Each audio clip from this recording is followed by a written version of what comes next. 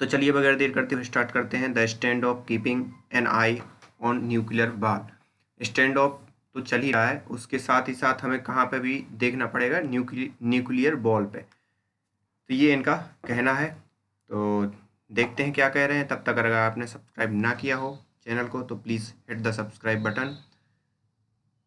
Despite domestic and external challenge, इन दोनों despite मतलब को छोड़कर, डोमेस्टिक मतलब घरेलू, एक्सटर्नल चैलेंज बाहरी चैलेंज, घरेलू और बाहरी चुनौतियों को छोड़कर, there is now growing evidence, यहाँ पे बहुत से एविडेंस, ग्रोइंग मतलब एविडेंस बढ़ रहे हैं, एविडेंस मतलब सबूत बढ़ रहे हैं, that People's Republic of China pupils continue to expand its nuclear arsenal, मतलब चीन क्या बढ़ा रहा है, अपने हथियार बढ़ा रहा है, न्यूक्लियर हथियारों को, विच इज़ वरीसम, जो एक चिंताजनक या डराने वाली स्थिति है। But at the same time, worrisome मतलब डराने वाली या चिंता वाली परिस्थिति है। But at the same time not be surprising, but उसी समय ये कोई सरप्राइजिंग बात भी नहीं है। China is pursuing a planned modernization of its nuclear arsenal, और चाइना क्या कर रहा है, परसुइंग मतलब लिप्त है किस चीज़ में, एक प्लान मॉडर्नाइजेशन कर रहा है अपने आर्सेनल जो न्यूक्लियर हथियार हैं उनका, because it fear the multi layer missile defence capabilities of United states, क्योंकि वो डरता है मल्टी लेयर जो missile multi layer missile defence capability जो यूएस के पास है उससे, मतलब यूएस के जो हथियार हैं उनसे वो क्या करता है, डरता है।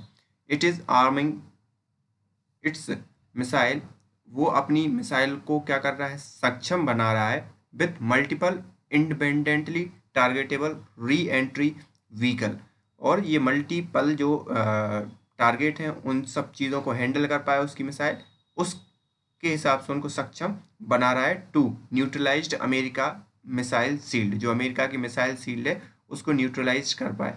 China's DF-31AS which are road mobile intercontinental ballistic missile are equipped with MIRVs and potent penetration aid, और इसने अपनी जो DF-35 को है उसको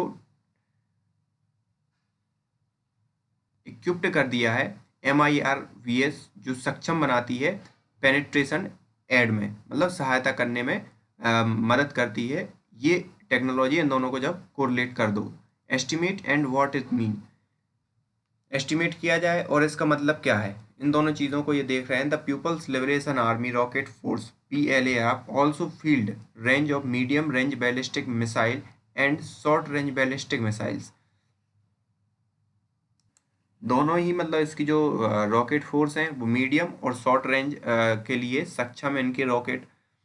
the PRC ballistic missile test in 2019 में PRC का टेस्टिंग हुई थी, were the highest among designated nuclear weapon state, और जो हाईएस्ट थी जितने भी डेजिग्नेटेड न्यूक्लियर वेपन हैं उन सब में, China's Lop Nur was the site of Chinese subcritical testing, और चाइना की जो लोप नूर जो साइट है वो सब क्रिटिकल टेस्टिंग साइट थी।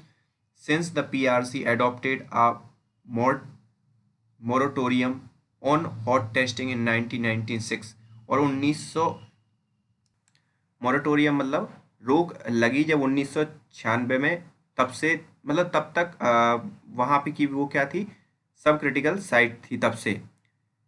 enabling China to miniaturized warhead and develop new design that have been progressively integrated into its nuclear arsenal। तो इन सब चीज़ों ने क्या किया है, चाइना की जो शक्ति है वॉर के रिगार्डिंग उन सबको एक चित्रण किया है लघु रूप में या छोटे रूप में, मिनीचराइज मतलब डेवलप न्यू डिज़ाइन, और नए डिज़ाइन की जो आर्सेनल है वो उसने बनाया है nuclear arsenal, progressively integrated into its nuclear arsenal, progressivity मतलब बड़े पैमाने के तौर पर, बड़े पैमाने पर उसमें इंक्लूड किए हैं। The PRC also site on sizeable inventory of फिसल मटेरियल। इसमें बहुत ही जो साइजेबल रूप में जो फटने योग्य मटेरियल है इन्वेंट्री वो भी देखा गया है। China's according to international panel on fissile material is estimated to possess 2.9 plus minus 0.6 metric ton of weapon grade plutonium compared to India is 0.6 to 0.150 ton of WZB weapons grade plutonium। तो China के पास 2.9 से 0.6 तक के between है और metric ton के, जबकि India के पास कितना है 0.6 से 0.15 तक। China's expansion is caused for concern because China का जो एक्सपेंशन है वो चिंता का कारण है, क्योंकि even as the US Russia are attempting to reduce size of their respective arsenal. Russia और जो अमेरिका है वो अपने जो आर्सेनल है उनको क्या कर रहे हैं, रिड्यूस कर रहे हैं। The PRC is on expansionist mode, जबकि पीआरसी क्या है, अपने चीज़ों को बढ़ाने वाले मोड में है या उन चीज़ों को बढ़ा रहा है।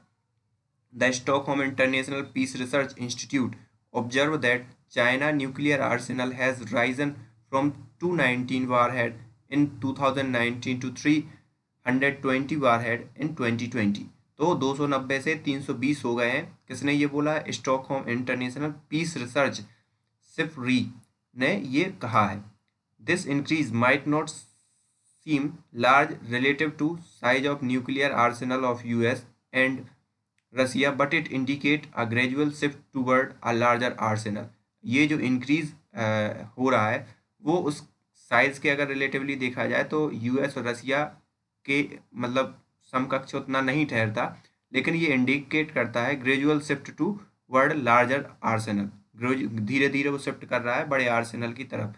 दिस प्रेजेंट इंडियाज इंडिया, जो वर्तमान में इंडिया के साथ जो चैलेंजेस है, because of New Delhi has to contend with nuclear arm Pakistan as well. और जहाँ पे क्या कर रहा है, जिस चुनौतियाँ तो उसके साथ ही, ये साथ ही साथ जो जिसके साथ संघर्ष कर रहा है इंडिया या न्यू दिल्ली पाकिस्तान के साथ, उसके पास भी न्यूक्लियर पावर है या न्यूक्लियर हथियार हैं। The Indian nuclear arsenal according to SIPRI, वही जो आपने ऊपर इंस्टीट्यूट पढ़ा था, stand at roughly 150 nuclear warhead, with the Pakistani slightly ahead with 160 warhead। Pakistan slightly 150 warhead with Pakistan slightly ahead 160 warhead। तो इन दोनों के पास, एक के पास 150 है और एक के पास 160। The Chinese state mouthpiece, China के जो स्टेट माउथ पीस है, चाइना की सरकार का जो माउथ पीस है, the Chinese mouthpiece Global Times has recently called for 1,000 warhead nuclear arsenal, underlining the motivation of PLA and hardline factions of the Communist Party of China to match US and Russia nuclear force level। और अभी जो global times ने ये announce किया है किस चीज़ के लिए, अपनी सेना को मोटिवेट करने के लिए कि उसके पास 1,000 न्यूक्लियर आर्म फोर्स हैं, और जबकि पास जो मतलब और दूसरी बात ये है कि वो अपनी जो चाइना की वो है उन दोनों को मैच करवा रहा है किससे, यूएस और रसिया से। While these numbers are important, जबकि ये नंबर इम्पोर्टेंट हैं, what is equally if not more consequential for New Delhi is what China's nuclear.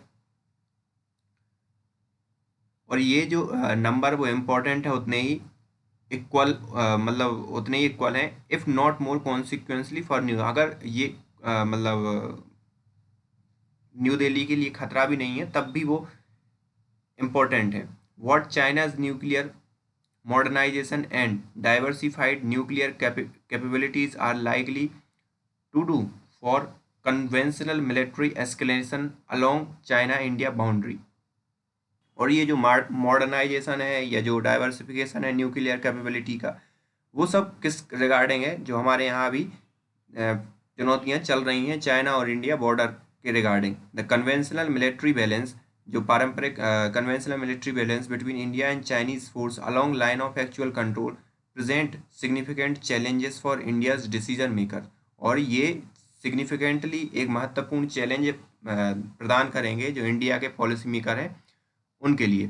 Given the variegated, the highly sophisticated nature of Chinese nuclear capability relative to India, they give Beijing considerable coercive leverage। जो तरह तरह के वेरिएटेड मतलब तरह तरह के, sophisticated मतलब जटिल, जो चाइना के जो न्यूक्लियर कैपेबिलिटी हैं इंडिया के रिगार्डिंग या इंडिया के सापेक्ष में अगर देखा जाए तो they give Beijing considerable coercive leverage. तो ये एक लेवरेज प्रदान करती हैं बीजिंग को कोऑर्सिवली, मतलब बलपूर्वक कह सकते हो, अनिवार्य कह सकते हो, कोऑर्सिव मतलब या प्रतिरोधी कह सकते हो। तो वो एक लीवरेज प्रदान करती हैं या सीधी सी बात ताकत प्रदान करती हैं। Beijing could commit further aggression, Beijing commit कर सकता है आक्रामकता under over of its nuclear Arsenal, अपनी उन न्यूक्लियर आर्सेनल की दम पे। इंडीड वास्तव में the PRC has already engaged in nuclear signalling with set piece video with have been doing the round on social media platform, और वो already engaged हो चुका है इन सब चीज़ों में, जिस प्रकार से वो क्या कर रहा है अपने सोशल मीडिया पे अपने वीडियो पोस्ट कर रहा है, या पीएलसी की जो आर्मी है उनके वीडियो जो पोस्ट कर रहा है उन सब में। The message is clear to New Delhi from China's leadership, और ये मैसेज क्लियर है चाइना की लीडरशिप के द्वारा इंडिया की लीडरशिप के लिए। We have presented you with fait accompli accept it and move on. Fait accompli मतलब जो चीज़ हो चुकी है तो उसको या तो एक्सेप्ट करो और आगे बढ़ो। Beijing is communicating that an escalatory response from New Delhi will incur punitive response with China's mounting aggressive military action at several points along LAC। Beijing continuously क्या कम्युनिकेट कर रहा है इंडिया को कि आपको इनकर मतलब झेलना पड़ेगा बहुत ही दंडात्मक कार्रवाई चाइना के तरफ से, और साथ ही साथ वो क्या कर रहा है, माउंटिंग एग्रेसिव मिलिट्री, आक्रामक मिलिट्री एक्शन कर रहा है सेवरल पॉइंट पे LAC के चारों तरफ। However, this time it will be more consequential, unlike the last in March April। और ये जो जबकि ये टाइम क्या है, ज़्यादा बहुत ही कॉन्सिक्वेंशियल होगा, unlike the last March April, जैसा कि मार्च अप्रैल में हुआ था। When People's Liberation Army mounted rapid tactical offensive to occupy small territory at Pyongyang so and caught Indian army by surprise. तो ये किससे हार्ड होगा कि जहाँ पेंगोंग सो लेक पर उन्होंने जो आर्मी के पर्सनल हैं, चाइना के आर्मी के पर्सनल, उन्होंने एक ऑफेंसिव रणनीति अपनाई और वहाँ पे कब्जा कर लिया, और वो किसके द्वारा पकड़े गए, इंडियन आर्मी के द्वारा सरप्राइजिंगली पकड़े गए। Notwithstanding effort to de-escalate particularly at patrolling point 14 in Galwan river valley, Hot Spring and Gogra, Chinese ground unit have consolidated their position in Pangong Tso area and an entire stretch of LAC। यहाँ पर not with standing मतलब बावजूद, effort to D escalate, जितने भी प्रयास किए गए D escalate करने के लिए, कहाँ कहाँ, patrolling point 14, Galwan river valley और hot spring and Gogra. Chinese के जो ग्राउंड यूनिट है वो कंसोलिडेट हो चुकी है कहाँ पे, their position Pangong Tso area में, and the entire stretch of LAC, और पूरी की पूरी जो LAC का क्या था स्ट्रेच या जो भी था। To be sure India is doing the same, और इस चीज़ के लिए मतलब श्योर है कि इंडिया भी सेम कर रही है। But figure 4 and 8 in Pangong Tso where PLA is entrenched is serious potential flash point as the Indian Army is locked in an eye-wall to eye-wall confrontation against its Chinese adversaries। और जहाँ पे वो finger point से finger 8 की जो जगह है, वो जहाँ पे एंट्रेंच कर चुकी है मतलब PLA, वो सीरियस पोटेंशियल फ्लैश पॉइंट है जहाँ पे इंडियन आर्मी लॉक्ड हो चुकी है और नज़र से नज़र गड़ाए बनाए हुए है एक दूसरे की तरफ, कन्फ्रंट्रेशन मतलब टकराव, अगेंस्ट चाइनीज एडवर्सरीज मतलब प्रतिरोधी। इट कुड बिकम और staging ground for further PLA in Greece, notwithstanding Indian defensive preparation triggering hostility that widened to Karakoram and Arunachal Pradesh. और ये क्या है, एक स्टैगिंग ग्राउंड हो सकता है किस चीज़ के लिए कि पीएलए के जो फर्दर फर्दर जो मतलब दखल है वहाँ पे नॉट विथस्टैंडिंग मतलब बावजूद इंडियन डिफेंसिव इंडिया की जो डिफेंस करने की प्रिपरेशन है ट्रिगरिंग हॉस्टिलिटी जो बढ़ा रही है किस चीज़ को, शत्रुता को, दैट बाइडन टू काराकोरम एंड अरुणाचल प्रदेश, काराकोरम और अरुणाचल प्रदेश के बिटवीन बढ़ रही हैं। The Chinese nuclear arsenal could serve as an instrument of coercions, मतलब जो चाइना के जो न्यूक्लियर आर्सेनल है वो बलपूर्वक इस चीज़ को वो ठहरा सकते हैं which PRC could press ahead with limited aims war, जो हो सकता है कि मतलब पीएलए लिमिटेड एम के लिए वार भी कर ले या युद्ध भी कर ले, तो वो कौन सी चीज़ मोटिवेट करेगी उन सब के लिए, ये nuclear arm force. More challenges for India, ज़्यादा चैलेंज हैं इंडिया के लिए, चुनौती हैं। Consequently Indian decision makers need to be aware of PLARF stand based missile force, और इंडिया के जो डिसीजन मेकर हैं उनके लिए PLARF के बारे में अवेयर होना चाहिए।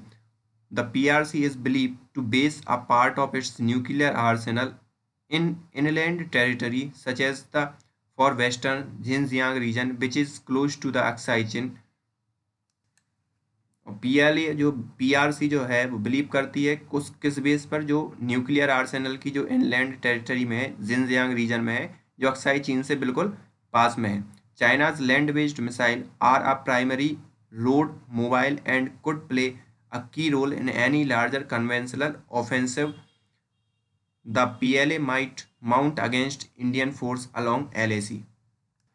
चाइना की जो लैंड मिसाइल है वो प्राइमरीली कैसी है कि रोड मोबाइल है, मतलब रोड पे भी चल सकती है, एंड कुड कुड प्ले वो मतलब एक की रोल प्ले कर सकती है जब भी लार्जर कन्वेंशनल ऑफेंसिव हुआ, तो PLA might mount against Indian forces along the LAC, और वो पीएलए का यूज कर सकती है अगेंस्ट LAC पर, अगेंस्ट इंडिया के।